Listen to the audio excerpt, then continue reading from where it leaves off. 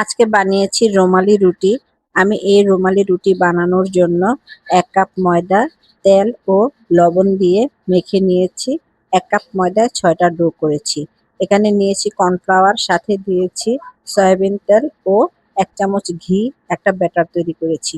রুটিগুলোকে ছোট ছোট করে বেলে নিয়েছি। তারপর একটা রুটিতে ব্যাটার লাগিয়ে উপরে ছিটিয়ে দিয়েছি ময়দা।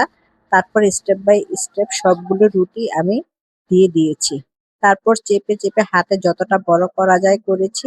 বেলুন দিয়ে একটু সমান করে নিয়েছি। গরম ফ্রাই প্যানে দিয়ে দিয়েছি।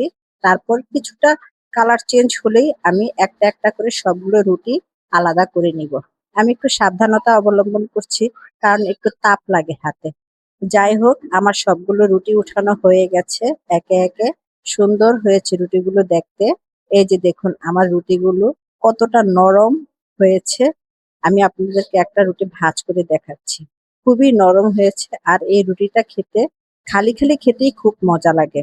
আমরা খেয়েছিলাম সুজির আর বুটের হালুয়া দিয়ে।